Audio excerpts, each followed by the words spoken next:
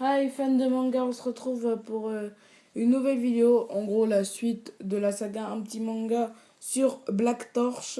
Nous allons directement passer au tome 2. Alors, après que Shiba Ryosuke, précisément le sensei de Ishika et de Hana, bon, Hana, vous ne la connaissez pas encore, créé Black Torch, bah, il va rajouter deux membres avec, à part Jiro, Azuma et Rago. C'est Reggie et Anna justement. Déjà, Ishika, ce sera elle qui va aller sur le terrain. Ryosuke aussi. Anna, ce sera celle qui fait la paperasse, elle va pas sur le terrain. Et Reggie, il va sur le terrain, c'est un genre d'épéiste. En fait, Reggie et Jiro ne s'apprécient plus pas vraiment. D'après moi, pas vraiment. Ils se sont même venus aux mains, ils se sont battus. Et en parlant de ça, dites-moi dans les commentaires d'après vous qui a gagné entre Giro et Reggie. Moi personnellement, j'ai trouvé que c'était largement Giro qui avait l'avantage et qui était censé gagner en combat réel. D'après moi, c'est sûr que c'est Giro. Mais en fait, non, même pas de mais. J'ai aucune excuse justement pour ce petit Reggie. Alors passons directement à la mission, la première mission qu'ils ont effectuée. Bon, il n'y en a pas d'autres hein, dans le tome 2. Déjà, en fait, ils devaient découvrir qui a libéré Rago. Ils sont directement allés à l'endroit où il a été scellé. En fait, les Mononoke sont scellés dans des genres de grosses sépultures. Non, ça dépend de la puissance du Mononoke, mais en tout cas pour Rago, elle était gigantesque. Dans une sépulture qui enferme leur esprit spirituel. Et en fait, le truc, c'est que en fait, plus tu passes de temps dans la sépulture, plus tu oublies tout. Et en fait, ils se sont séparés en deux groupes pour savoir les choses et tout ça. Dans un groupe, il y a Reggie et Jiro, et dans l'autre, il y a Ishika et Shiba. Si je me souviens bien, qui s'appelle Shiba, parce que ma mémoire, c'est pas la meilleure des choses. Oui, c'est bien Shiba. Euh, et en fait, Jiro et Reggie, ils sont restés dans la sépulture, interroger Rago. Et les deux autres, ils sont montés en haut pour savoir s'il n'y aurait pas des trucs bizarres. Ils cherchent, ils essaient de chercher quoi, à leur façon. Enfin, je crois, je l'espère. Mais bon, après, en fait, Rago leur a dit que, en plus, la sépulture, en fait, ils ont remarqué qu'elle était en très bon état. En gros, ils l'ont genre décellée. Ils n'ont pas détruit la sépulture directement.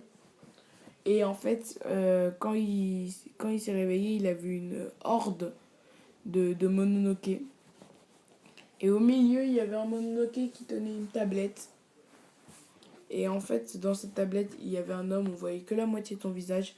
Et en fait, cet homme, d'après moi, c'était le chef.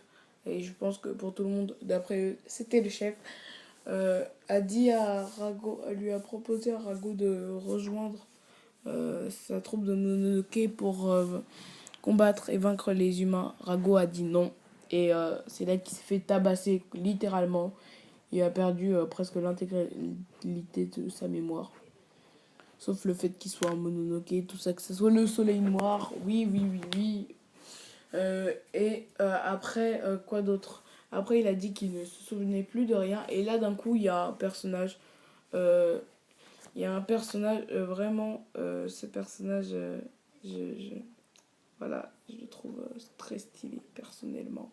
Après, chacun a ses avis, chacun a ses goûts, chacun a tout ce que tu veux, quoi.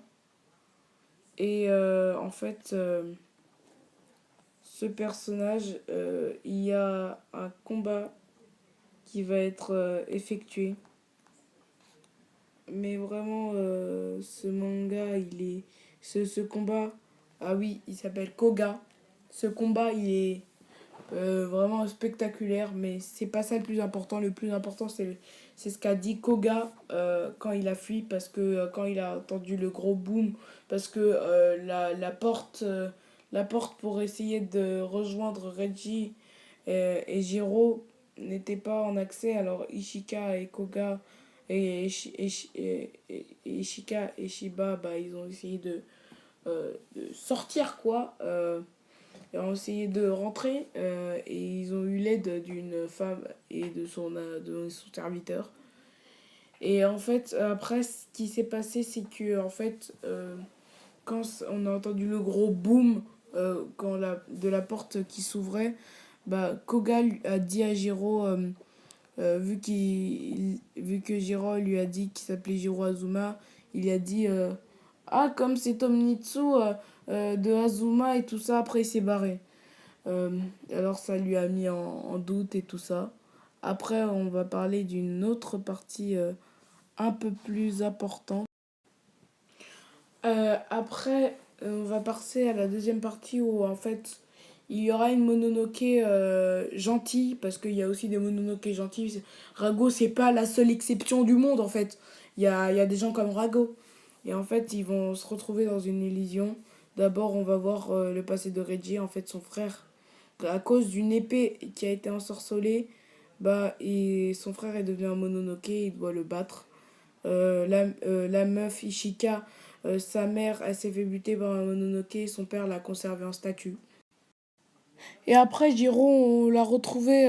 Bah, en fait, il s'est toujours pas ressorti.